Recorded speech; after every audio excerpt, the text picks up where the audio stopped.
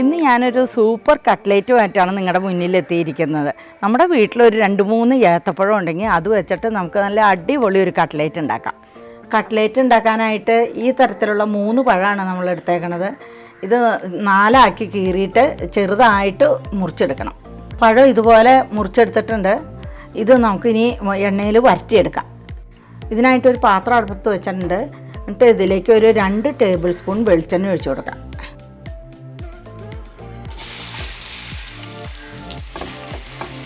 അപ്പോൾ എണ്ണ ചൂടായി വന്നിട്ടുണ്ട്. പഴം നമുക്ക് വറ്റാം.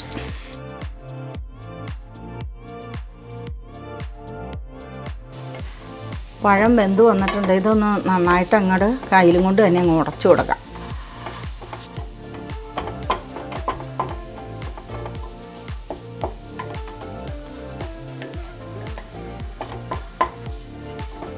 ഇത് വേറൊരു പാത്രത്തിലേക്ക് മാറ്റിയിട്ട് ഈ പാത്രത്തിൽ തന്നെ കുറച്ച് സാധനങ്ങൾ വരട്ടിയെടുക്കാം.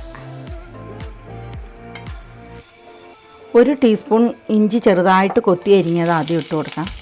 അതിൻ്റെ കൂടെ പച്ചമുളക്, വെളുത്തുള്ളി ഒരു 6 അല്ലിയുണ്ട്, 3 പച്ചമുളകും, പിന്നെ ഒരു സവാള ചെറുതായിട്ടെല്ലാം ചെറുതായിട്ട് അരിഞ്ഞെടുക്കണം. ഒരു തണ്ട് കറിവേപ്പില അത് ചെറുതായിട്ട് അതും നുറുക്കിയെടുക്കണം. ഇനി ഇതിലേക്ക് കുറച്ച് ഉപ്പ് ഇട്ട് കൊടുക്കാം. പിന്നെ 1/2 ടീസ്പൂൺ മുളക് പൊടി, 1/4 ടീസ്പൂൺ പെരിഞ്ജീരകം പൊടിച്ചത്, ഗരം മസാല ഒരു 1/4 ടീസ്പൂൺ, കുരുമുളക് പൊടി 1/2 ടീസ്പൂൺ. ഇത്രയും കൂടെ ഇട്ടിട്ട് നന്നായിട്ട് ഇളക്കി കൊടുക്കാം.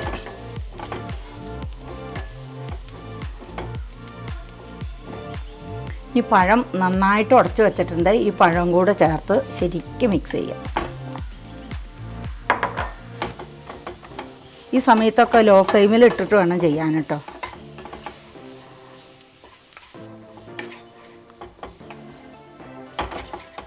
ഇത് ശരിക്കും മിക്സ് ആയിട്ടുണ്ട്. ഇനി ഇത് ചൂടാറി കഴിയുമ്പോൾ നമുക്കിത് ഉരുട്ടിയെടുക്കണം. ഇത് റസ്ക് പൊടിയാണ്.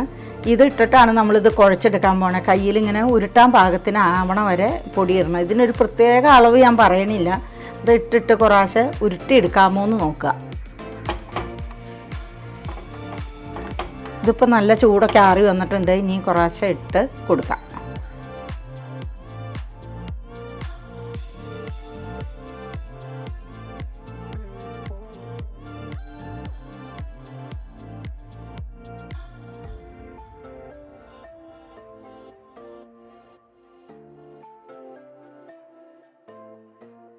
ഇപ്പോൾ ഇത് പാകമായിട്ടുണ്ട്. ഇനി മാവിൽ നിന്ന് കുറേശ്ശെ എടുത്തിട്ട് നമുക്കിത് ഉരുട്ടിയെടുക്കാം.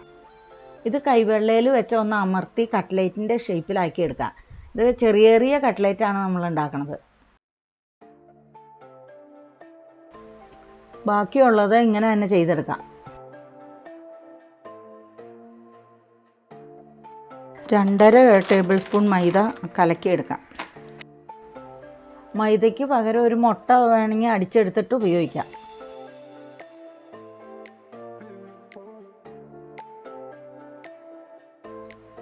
ഈ ഒരു പാകത്തിലാണ് മൈദ കലക്കിയെടുക്കേണ്ടത്. മൈദമാവിൽ കട്ട്ലേറ്റ് ഓരോന്നായിട്ട് മുക്കി ബ്രെഡ് ക്രംസിൽ പൊതിഞ്ഞെടുക്കാം.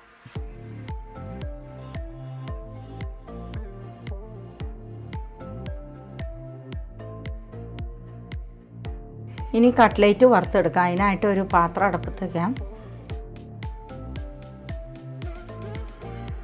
പാത്രം ചൂടായിട്ട് വന്നിട്ടുണ്ട്. വറുക്കാൻ ആവശ്യമായിട്ടുള്ള എണ്ണ ഒഴിച്ചു കൊടുക്കാം. കട്ട്ലേറ്റ് ഓരോന്നായിട്ട് ഇതിലേക്ക് ഇട്ട് കൊടുക്കാം.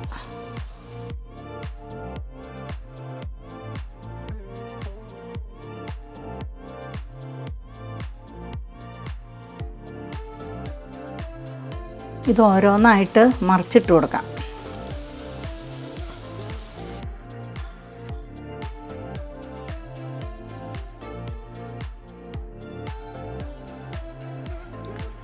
കട്ട്ലേറ്റിൻ്റെ നിറമൊക്കെ മാറി നല്ല പാകമായിട്ട് വന്നിട്ടുണ്ട്. നല്ല മൊരിഞ്ഞിട്ടുണ്ട്. ഇനി നമുക്ക് എണ്ണയിൽ നിന്ന് കോരിയെടുക്കാം. ബാക്കിയുള്ളതും കൂടി ഇങ്ങനെ വറുത്തെടുക്കാം.